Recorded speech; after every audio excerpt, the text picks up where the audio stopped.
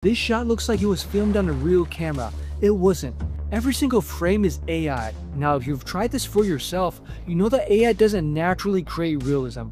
Left on its own, you get that weird half CGI look that instantly gives it away. I spent 5 years as an AI engineer figuring out how to make AI videos that look like they were filmed on a real camera. And today, I'll teach you the simple 3-step framework I use to achieve hyper-realism in AI video. Now, the first step is actually the single biggest contributor to how realistic your AI videos look, describing how the footage was captured. AI doesn't know if you're trying to make a Hollywood film, a video that was shot on an iPhone, or a documentary. And if you don't define exactly how the footage was captured, AI tends to blend all the different methods together, resulting in that half CGI look you want to avoid. The medium that the footage was captured with controls the camera movements, the lens, the colors, even how people behave inside of the video. So for example, I can tell the AI to create a shot of a World Cup taken from a fan's phone in the stands. Then when the AI generates the video, it'll have that lifelike, realistic look. Now, if you're not sure exactly which medium you want to use, I'm going to show you a hack which solves this problem for you. So I found this reference photo on social media of the visual style that I want to recreate. And as you can see, this was realistic footage taken from a real camera. Now, the problem is I don't know exactly how this footage was captured, which is going to make it hard for me to generate an AI video in the same style. So what I'm going to do is actually take this reference image with the visual style that I want to replicate using AI, and I'm going to upload it into Claude AI, which is a really powerful AI assistant. So I'll tell it to reverse engineer a prompt to create this AI image, and keep in mind the cinematography, the color grading, the film type. Make it concise and no flowery, unnecessary language. And the AI will give me a pretty good guess on how this footage was captured, what type of film it was shot on, and some other keywords that define the visual style of the shot. Now, it's not going to be perfect, but it'll give you something that you can use to try and replicate the style. So now I have this reference style image and also a prompt for the medium of the style that I'm trying to create using AI. And this is going to set the foundation for how I'm going to create those hyper-realistic AI scenes. Step 2 is generating hyper-realistic looking AI shots, which I'm going to use later on to animate into AI videos. This is a step where you should be spending most of your time. If this step is done correctly, generating those realistic AI videos becomes really easy. But if this step is done incorrectly, nothing else you do will help you produce those realistic looking AI videos. The workflow for generating AI videos is first you create realistic looking AI images from an AI image model. Then you use those images as references for an AI video model, which then renders an AI scene. The reason why we take this step is because AI image models are way better at rendering realistic and cinematic looking shots compared to an AI video model. So to create those realistic looking shots, I'm using this platform called Artlist. And specifically, I'm using this AI toolkit feature. The first thing I'm going to do is upload that reference photo. Now, for the specific AI scene I want to create, I actually want to put myself inside of here as well. So I also took this picture of myself, which I'm also going to use as another image reference. Then inside the prompt, I'll describe the AI image I'm trying to generate, which is going to be me hiking outdoors. I also have some description of the clothing I'm wearing and where the location is. But to make sure that it's going to render that hyper-realistic style, I'm also going to add in the medium that I got earlier from Claude AI. So here are all the keywords that Claude AI gave me for how to create that realistic looking shot. The image model I'd recommend for this is GPT Image 2, which I found has the highest level of realism in the images that it creates, especially for photos with people in them. Now, I'm also going to go through the settings and make sure everything's correct with a 16:9 aspect ratio and also a high quality image. So here's an example of a result that I got using this method, and it is a very realistic looking shot of me in that outdoor hiking setting. Now, this is going to take a few different tries before you can get a really good result. Here's another example that the AI generated where I thought that the lighting looked kind of weird. We don't really see any sunlight cast on his face. It looks like his being lit up with a indoor studio light instead. It's definitely worth spending the extra few generations to make sure this shot looks as realistic as possible. Every single time you run this prompt, you're gonna get a slightly different result. Eventually, I ended up with this shot, which I thought looked perfect. It's exactly how I wanted my character to look, and everything about this looks exactly like it was filmed on a real camera. And using this shot as my base image, I'm going to generate all the other scenes from my AI story.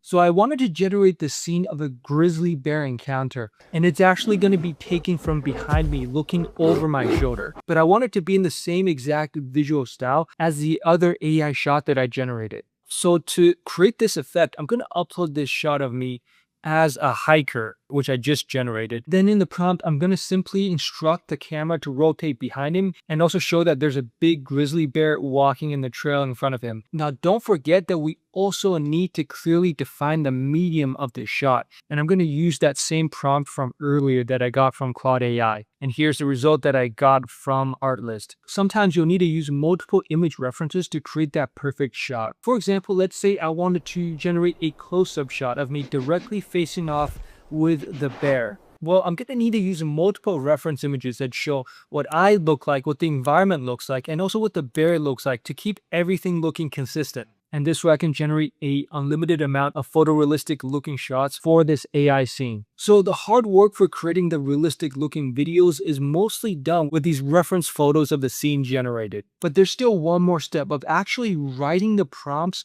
for the AI video generator, which also plays a huge factor in how realistic the videos will look. This part is actually pretty simple if you follow the right process, but you definitely don't want to mess a step up because then all the hard work you did previously will be wasted. A lot of the frustrations you'll experience when trying to create realistic AI videos is not understanding the limitations of the AI video models and working around them. This is where you end up wasting thousands of credits trying to generate that same scene over and over again with little to no success. Sometimes the concept that you're trying to generate just isn't something that AI video can do realistically. For example, if you're trying to generate scenes with too many subjects or too much motion and action, AI video has a really hard time keeping everything looking consistent. At first glance, the shots might look okay, but if you look closely, a lot of the motions look weird, there's some inconsistencies, the movements look sporadic and just not as fluid compared to real life. Instead, focus on a few subjects with simple movements and motions. The more that the AI model can focus on just a single visual concept you're trying to animate,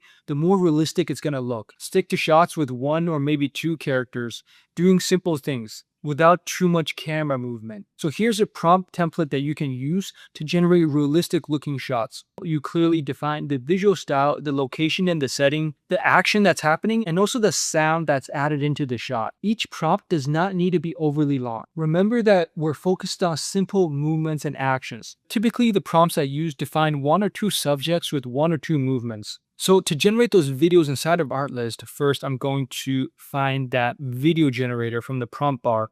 And then I'm going to put in a reference image of the scene I'm trying to create. So I'll take one of those shots of me facing off against the bear. Then I'll just put in a prompt that follows that prompt template. So for the style, I want realistic cinematic footage and also a single continuous shot with a static camera. Remember, we want to avoid too much camera movement. I've also defined what the setting looks like. This just reinforces what's happening inside the scene so the AI has a better understanding of exactly what I'm trying to create. Then in the action, I'm just going to describe that interaction between the bear and the hiker, which is going to be a pretty small movement. Last but not least, I also described the sound that's happening. The sound from the video is actually going to add a lot to the realism of the scene. So I'll describe the ambient noise from the forest and the mountains, as well as the sounds from the subjects of the bear and also the hiker. I do always recommend you putting this part that says no music, since that's something that the AI video generators always try to add in there for some reason. When it comes to the AI video models, there's two options I'd recommend when it comes to generating realistic looking scenes. One of them is Kling 3.0 and the other one is a CDance 2.0 video model. The different video models have different capabilities depending on what you're trying to create. In general, CDance 2.0 is newer and more advanced. It's the best video model when it comes to generating big movements, big action scenes. However, to maximize the realism, I actually want to avoid those big dynamic actions. I want to generate shots that have slower movements with fewer characters inside of them. So in a lot of cases, it's actually not necessary to use the newest CDance 2.0 model. The Kling 3.0 video model, on the other hand, isn't as imaginative and it's not as good at rendering dynamic action scenes. However, because I'm sticking with a smaller amount of camera work with focused motions around just one or two subjects, Kling 3.0 actually does a really good job. And one of the benefits of Kling is that it's way cheaper than CDance. So I'd recommend you starting out using the Kling AI video model. And if you find yourself needing something that's even more advanced, then try using CDance. Now, if you feel like you still need some extra help when it comes to creating the realistic AI videos, or if there's something you're still confused about, Artlist is now connected to Claude AI through an MCP, which means you can now use Claude as an AI assistant to help with your video generation. Start by going to this link, which will direct you to connect Artlist to Claude. Then inside, you just have to hit Connect MCP. Once the MCP is connected, you can now use all of the image and video generation features inside of Claude directly. Previously, we've already used Claude AI to come up with a medium, the film type, for the realistic looking images. But now with the Artlist MCP, we can now generate all the images and videos in Claude as well. You can use the same exact methods to generate the realistic looking shots as I showed earlier. And I'm even going to use the same exact prompt here. But on top of just generating images and videos from prompts, the Claude MCP is a pretty useful assistant when it comes to generating additional shots. So inside the prompt, I'm going to say, based on that image, come up with a 5-shot sequence showing a bear encounter in the wild. And Claude AI will work with Artlist to come up with ideas for the rest of the shots that go inside of this scene. Now, it looks like these are actually AI video ideas, because there is a timestamp and a sound effects added in, but I only want images for now. So I'm going to tell the AI assistant that I want only images generated, no sound and timestamps. And this is a great way of generating a sequence of shots for your realistic scene with an AI assistant helping you. If you're confused on which AI model you should use, you can ask the Claude MCP for advice on that as well. So here I want to animate the shot of the bear slowly walking towards the man, and I'm going to ask Claude which AI video model should I use. Now it looks like it's recommended me to use either the Kling AI model or CDance 2.0.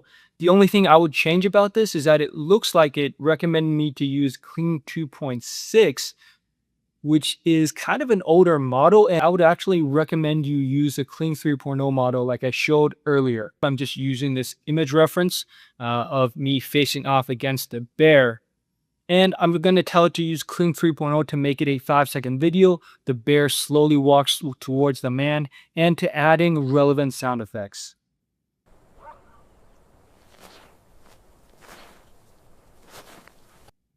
If you're just starting out, using an AI assistant like this can clarify questions you have about how to use the AI models properly. However, if you want the absolute best results, I do recommend you going through the 3-step process that I showed in this video, and then combine that using an MCP like this one. So you have a good understanding of what's going on, while at the same time using an AI assistant to help speed up your process. I'm going to put a link to Artlist in the description of the video if you want to go and create these hyper-realistic videos for yourself. If you want to learn the only 7 prompts you need to create any AI video, go watch this tutorial right here.